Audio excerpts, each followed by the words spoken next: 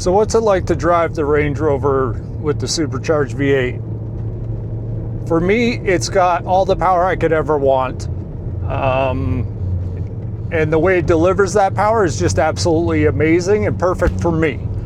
Now, there's snappier vehicles. My last car was the 2016 Porsche Macan Turbo with the 3.6 liter twin turbo motor that made 400 horsepower, and it was very snappy. First gear, if you gave it a good little punch, yeah, it'd snap you and jerk you back. This one's far more linear. It comes on much easier or softer.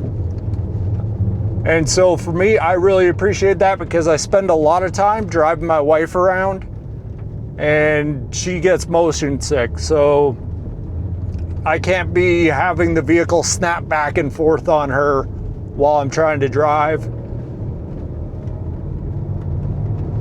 And I'm not sure if you can hear on the video, but you can get a faint hint of that supercharger whine. It's not very pronounced, but it is there. It is quiet, just like the exhaust on this. The exhaust is also fairly quiet.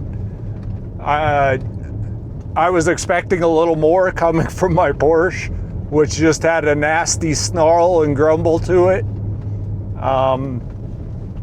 But no, this one, it's very linear. It's very easy to control. You don't have to punch it all the time to get a lot out of it. The 8-speed ZF transmission, for me, it's fantastic. I think it's perfectly matched to go with this engine. It's a very powerful engine at 510 horsepower. And this transmission seems to be very robust, so it's a great match for it. You know, if I wanted something sportier, I'd get a different vehicle, to be honest. You know, if you're looking for all-out performance, then obviously you're not buying a Range Rover. There's an infinite amount of cars or SUVs that might be better for that job. If you're looking for something that's just going to be nice to cruise around in, it'll get you anywhere you want to go, then I'd definitely take a look at the Range Rover. You know, that was one of the big things for me is I wanted a nice, quiet, luxurious place to sit where I'd always be comfortable. The sound deadening or noise reduction in this is the best I've ever experienced. I thought my Porsche was really good for being quiet and a nice, comfortable place to be. Well, it's a whole new level. You can't even compare the two. And that's not saying the Porsche was bad. The Range Rover is just that good.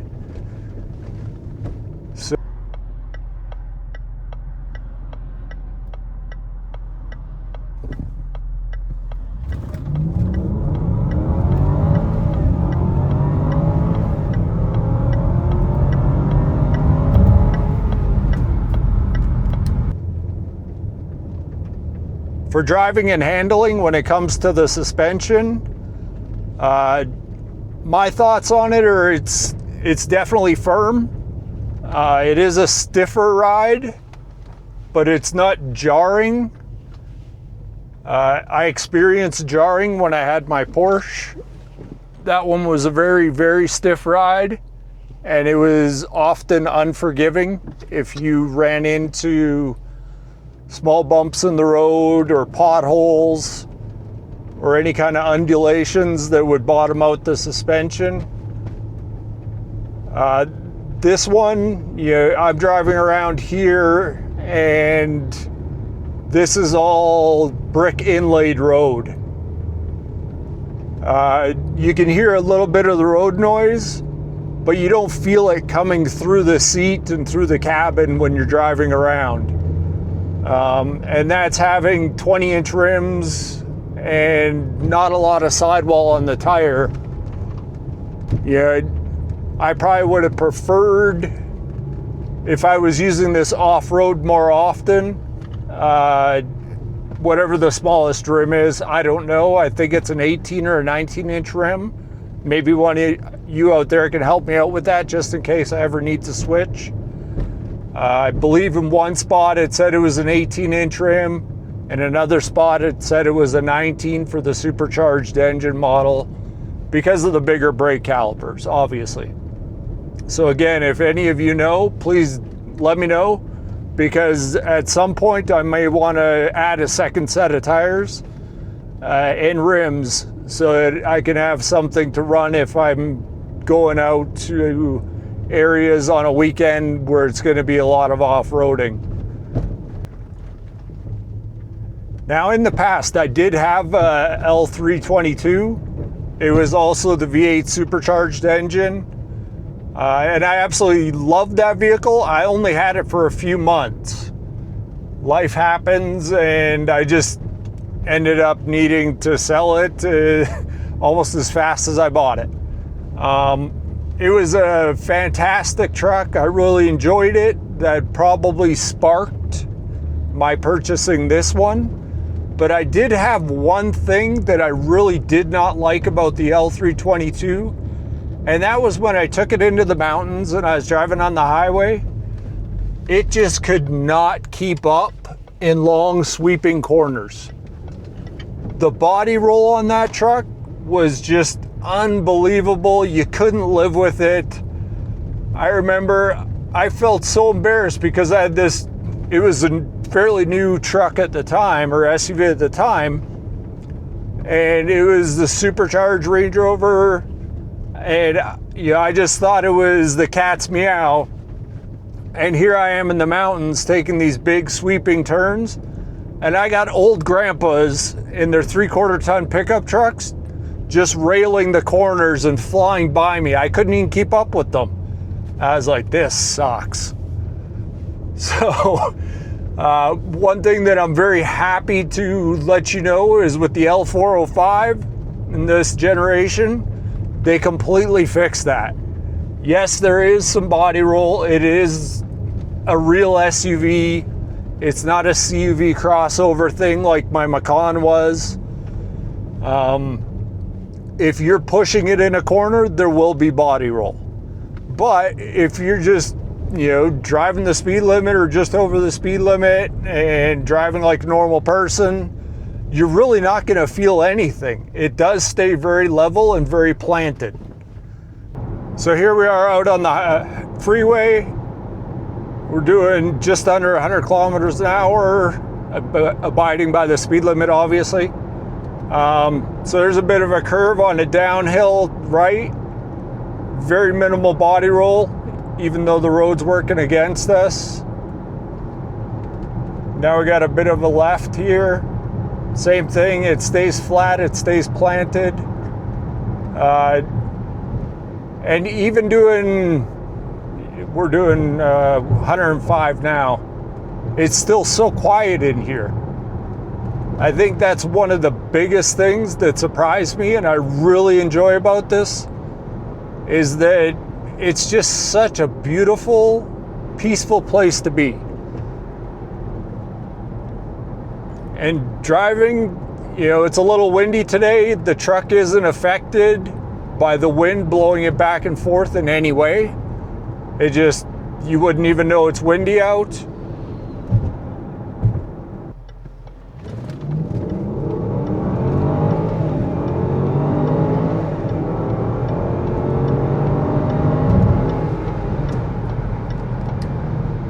As you can see, it's pretty quick. You can definitely hear the supercharger whine. I love it. It pulls hard, but it's so smooth. It's not jolting. It's very confidence inspiring at all times. It doesn't feel squirrely. It always feels planted. So that was another big draw for me when it came to picking the supercharged model. I don't drive fast that often. I'm kind of a 0 to speed limit racer. When I was younger, I definitely fooled around a lot more, but now I'm just 0 to the speed limit. That's enough fun for me. But this thing, it definitely, for me, it takes off. So the Macan Turbo 0 to 60 around 4 seconds to 4 point something, 4.8. It all depends where you look. Just like when I look up the 0 to 60 times, miles per hour obviously, for the Range Rover Supercharged, you know, you can see 4.8 for some guy who's saying he does it in sand mode to get the fastest time, into the 5s. According to my Cedar butt dyno, they're pretty close. You know, the difference is negligible at best. So, you know, while I gave up the definitely superior handling of the Porsche, I don't feel like I gave up anything for speed. If anything, this has more of a fun factor to it, because due to the size and weight and everything else, it just takes a little more effort, I guess, when you're sending it on a launch or driving quickly. So even if it's slower, it's going to seem faster. It'll seem more fun. Yeah, I definitely think that sometimes a slower car that you can drive all the way fast is a lot more fun than a fast car that you got to drive slow because you just max it out in a heartbeat every single time. Let's go ahead and take a look at the system here. So home menu is where we are already. Parking assist is for parallel parking. Should be this button here. And upon doing that, it'll say parallel parking searching. So it's trying to find a spot with the cameras. I'm not in a parallel parking area right now, but it would automatically try and find it for you.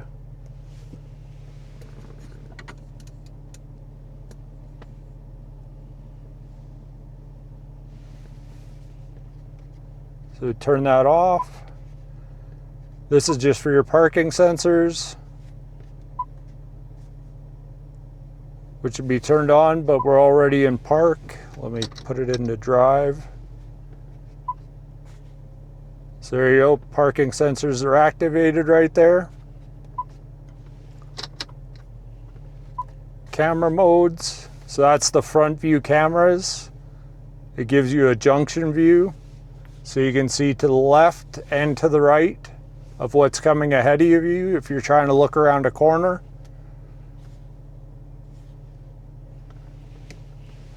Then we can go into mode, which just changes your music input. Audio video, I don't have anything selected at this time, but if you had your own SD card or some source plugged in, or you wanted to use an old school CD, DVD, you could select those options. Navigation, I don't have hooked up, so that would be right there. Then you can go to the phone menu, and we go back to home. Now for me, one of the things I couldn't figure out for the longest time at the start was how to get all the cameras to work. You know, you'll sit here and hit camera, and it'll give you a junction view. I'm like, camera, junction view, okay, well, if I do this, I can get the curb views so that I can see that if I'm parking or gonna rash one of my rims on a curb. Trailer view, I don't pull a trailer, but it's just a rear view camera. You can also get the trailer lines and everything else for your hitch. But like I said, I don't use that. But I could never get all the cameras to pull up at one time. So the trick to it was you go into extra features, then you can go to cameras,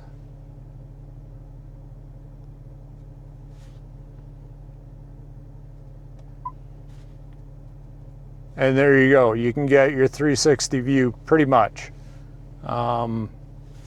rear view, side views, and then the 2 front views. Go to proximity view. So this will allow you to select different views on this one that you can just put in for yourself. For me, I selected the 2 front ones and the passenger side, just because if I'm parking against a curb, parallel parking, that's the curb I can't see. So that one helps me the most. You can go into special views, which is just the same screen as before from the main menu. And then there's your tow assist, where you can select the different options.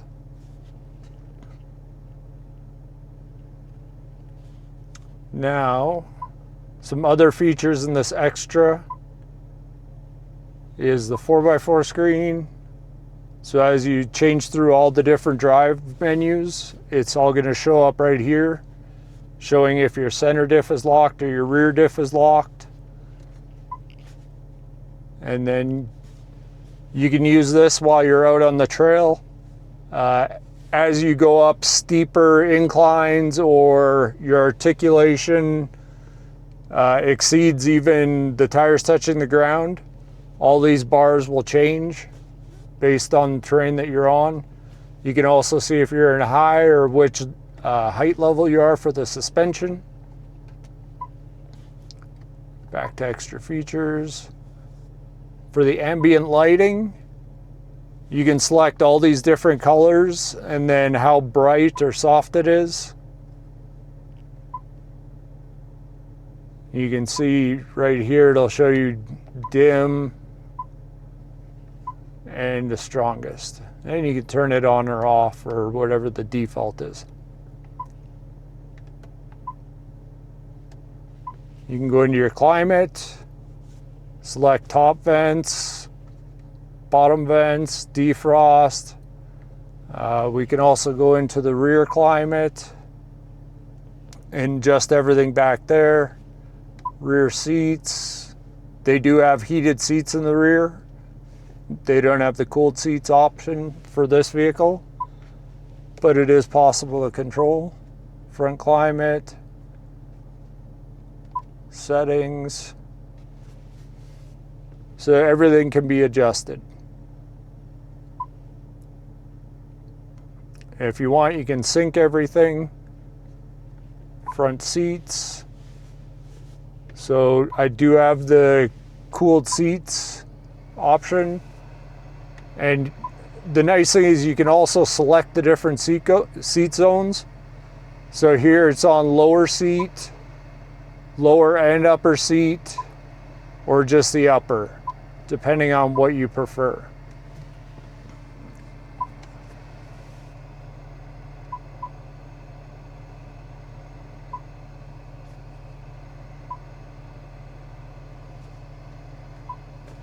If we go into the audio settings, you can select between stereo, Meridian, Dolby Pro Logic, or DTS. For me, since it's a Meridian sound system with Meridian speakers, I'll just assume that Meridian is the best option. I don't have to try the other ones. This does come equipped with a subwoofer, so that's why you'll see my settings with the bass all the way down and just a sub up. Here you can adjust if it's centered or not.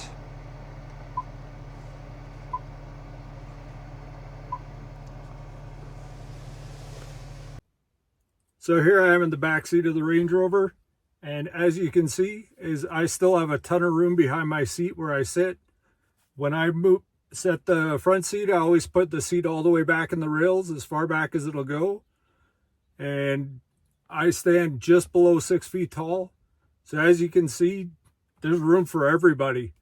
And, you know, along with the beautiful leather trim, the Meridian sound system, on the side of the seat, I actually have a switch so that I can move the rear seat forwards and backwards for the angle. And we even have a bit of a cup holder here. Let's see if we can show that. In the fold down center armrest, you do find 2 cup holders. And if you press this button, a little storage cubby for, I don't know, I guess maybe if you had a mirror and something, you could put it in there. Don't ask me, I wouldn't know. But in every single Range Rover that I went to look at, I looked at 3 of them. All of them had one of these little discs that had come unglued. So that's going to be another thing that I'll have to take care of and get reseated and fixed in there, which isn't a big deal. So really the 2 only issues are this little cup holder and then the rear AC climate control unit. Here you can see the centered AC climate control for the rear. And if you can tell already, mine's a bit of a disaster. The vents are broken. The buttons have gotten all gummy on it. And it's missing both the cigarette lighters in the bottom. Looks like there must have been kids jumping around back here and kicked it or something, because the vents aren't even sitting in the proper place anymore. This vent's busted. You can see 2 holes were drilled or something up there. Maybe not drilled, maybe it's just marks, but clearly the entire unit needs to be replaced. Fortunately, I went on eBay for eBay Motors and found an exact replacement. So in the upcoming weeks, I hope to receive that without any issues. And I'm going to show you guys how we can take that out and swap in a new one that's in better condition. Now, when it comes to these buttons, I knew about this when I bought it. I saw this unit. It was really the only one eyesore that the Range Rover had. Like, I don't know, it doesn't match the rest of the vehicle in terms of quality, not quality, but condition. So I knew about it and I was like, well, no big deal. I'll just find one and swap it out. So thanks to eBay and eBay Motors, I was able to find one at a reasonable price, and it'll be here shortly. Now with these buttons being all gummy and gross, that's not just a Range Rover thing. On my 2016 Porsche Macan Turbo, I had the exact same thing